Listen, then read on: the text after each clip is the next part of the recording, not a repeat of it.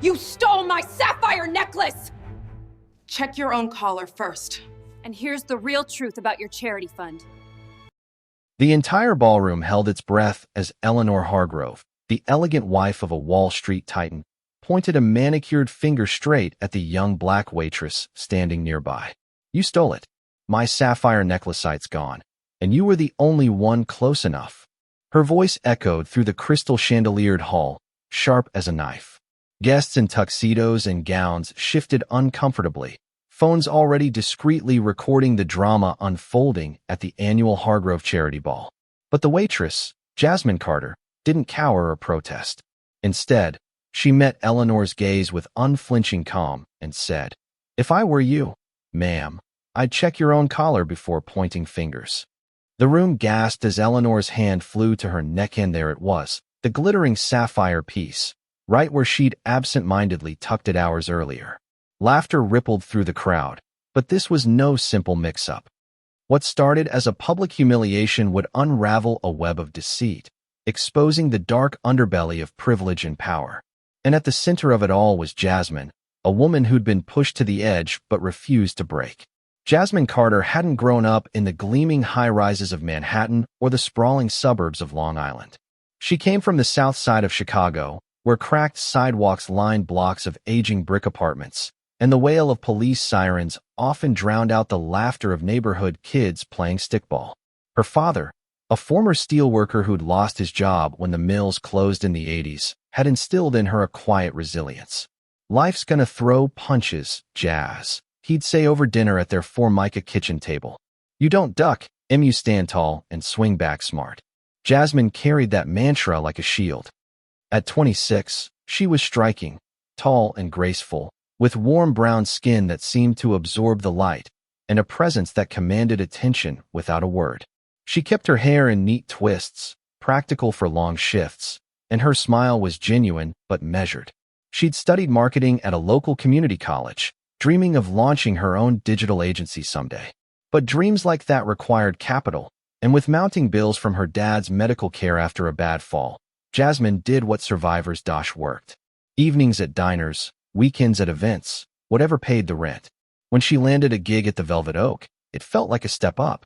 Tucked in the heart of Midtown Manhattan, the restaurant was a bastion of old-world luxury, mahogany walls, imported marble floors, and a clientele that included Fortune 500 executives and Broadway stars. Reservations were booked months in advance, and the valet lines stretched around the block on weekends. For Jasmine, it wasn't just a paycheck. It was a glimpse into a world she'd only seen in movies. But she quickly learned that beneath the polished veneer lay rigid hierarchies.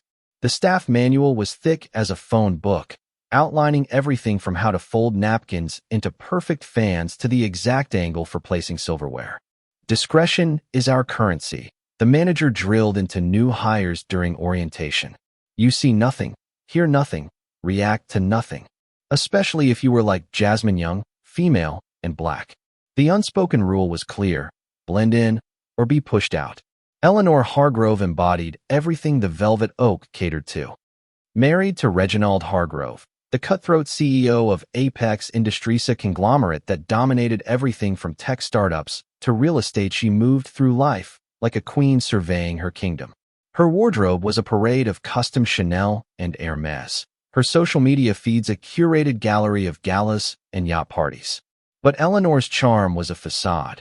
Her prejudice simmered just below the surface, dressed up in backhanded compliments and subtle digs. She despised anyone who didn't fit her narrow view of refinement. And from the moment she laid eyes on Jasmine, she marked her as an outsider. It started innocently enough on Jasmine's first night in the VIP section. Eleanor swept in with her entourage, her platinum blonde hair swept into a chignon, diamonds catching the light like stars. As Jasmine approached with the cocktail menu, Eleanor waved her off without looking up. "We'll start with the vintage Bordeaux," she said curtly, then paused, eyeing Jasmine up and down. "My, they're letting just about anyone in here these days, aren't they?" Her friends tittered behind their glasses. Jasmine forced a polite smile. "Yes, ma'am. I'll bring that right over." But Eleanor wasn't satisfied with a single jab. She began requesting Jasmine specifically for her tables, turning service into a gauntlet. The demands were endless and petty. Coffee at exactly 185 degrees, measured with a thermometer Jasmine had to provide. Bread sliced to 1/4 inch thickness, no more, no less. Even the ice in her water had to be cubed, not crushed, and arranged in a spiral pattern. One evening, Eleanor sent back a steak 3 times, claiming it was over-seasoned despite Jasmine's careful relay of her instructions to the kitchen.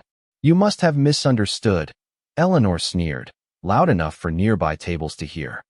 "Perhaps English isn't your strong suit."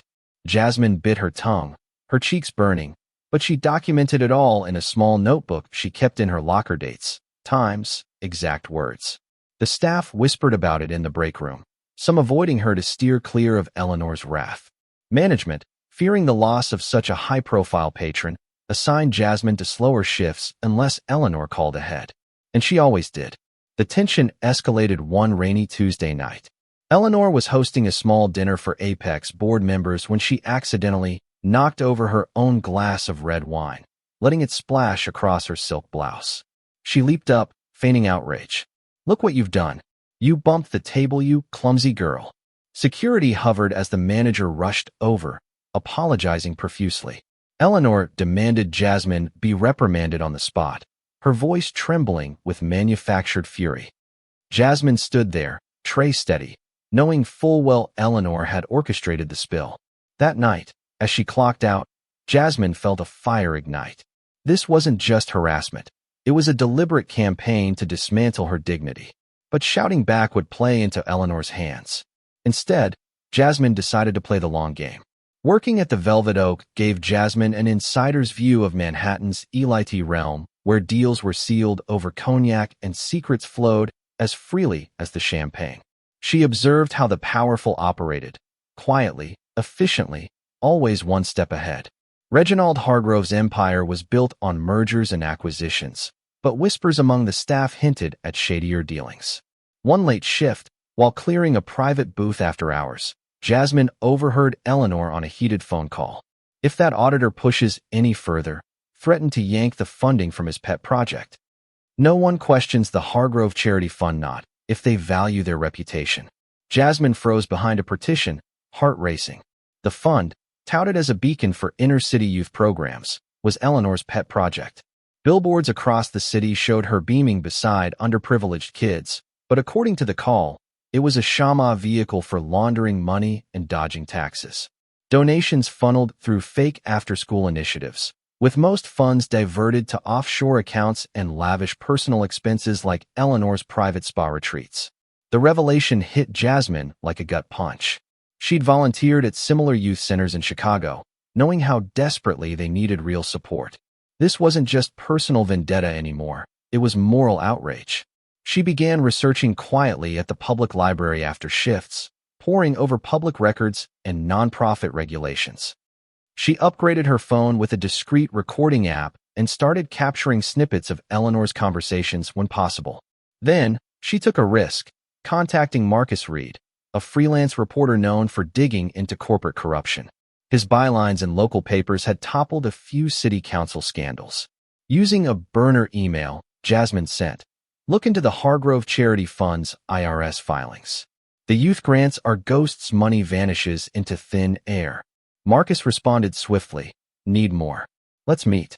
After a tense coffee shop rendezvous, they formed an alliance. Jasmine fed him details, board names, transaction dates, even a recorded clip of Eleanor boasting about creative accounting. Marcus cross-checked everything, building an airtight dossier. As the Hargrove Charity Ball approached the pinnacle of New York's social calendar, the air at the Velvet Oak crackled with anticipation.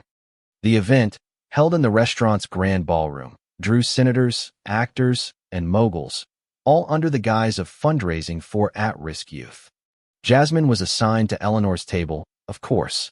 In the lead-up, Eleanor's antics intensified. She dropped in unannounced to critique the decor, calling the floral centerpieces tacky and the menu pedestrian. One rehearsal dinner, she staged another accident, bumping into Jasmine and sending a tray of appetizers crashing. "Incompetent. You're a liability, fire her," she demanded to the manager. Jasmine apologized calmly, but inside, She was steeling herself for the main event. The ball night arrived in a flurry of limousines and flashing cameras. Jasmine moved through the service with precision, her black uniform crisp, eyes sharp. Eleanor glided in, resplendent in a crimson gown, but there was a brittleness to her smile, as if sensing the shifting tides. Midway through the evening, as dessert plates were cleared, Eleanor rose for her toast. "To the children we uplift," she proclaimed, glass raised. Then, with theatrical flair, she clutched her neck. My sapphire necklaceites vanished, and she, pointing at Jasmine, was right behind me. The accusation hung heavy, murmurs turning to stares. Jasmine stepped forward, voice steady. "Ma'am, perhaps you should check your collar first." Eleanor's hand trembled as she touched her skin. The necklace was there, forgotten in her haste. The room erupted in awkward laughter, phones capturing every second. But Jasmine wasn't done. She produced a slim envelope from her pocket. "And while we're on truths, here's the real Hargrove fund records." Millions skimmed, kids left with nothing. Marcus Reed stood from a guest table, microphone in hand. "Confirmed full story drops tomorrow." Chaos ensued. Gasps, shouts, Reginald's face turning ashen as he distanced himself. The aftermath was a media storm. By dawn, Collargate and Hargrove scam trended nationwide. The New York Post splashed the exposé. Empire of lies. Charity queen exposed. Federal probes froze assets, sponsors fled, and Reginald filed for divorce, claiming ignorance. Eleanor's empire crumbled, invites dried up, endorsements vanished, her once untouchable aura shattered. Jasmine, meanwhile, shunned the spotlight. She declined talk show spots and book deals, focusing instead on her future. Anonymous benefactors cleared her debts. A top university offered a scholarship in public policy. She accepted, leaving the Velvet Oak with quiet, gracious staff send-off in the kitchen, complete with hugs and well wishes. Today, Jasmine runs her own foundation, The Quiet Stand, advocating for service workers against workplace abuse. She speaks at conferences, lobbies for reforms, and mentors young women facing similar battles. Her story proves that true power lies in integrity, not influence. Eleanor faded into obscurity, a cautionary tale of hubris. And Jasmine, she emerged unbreakable, a beacon for those silenced by the powerful. What do you think? In a world rife with injustice and subtle violence like the emotional battering Jasmine endured, where do you stand? Share your thoughts in the comments below. Have you faced similar unfairness? Or do you see both sides? Let's discuss and keep the conversation going. Your voice matters.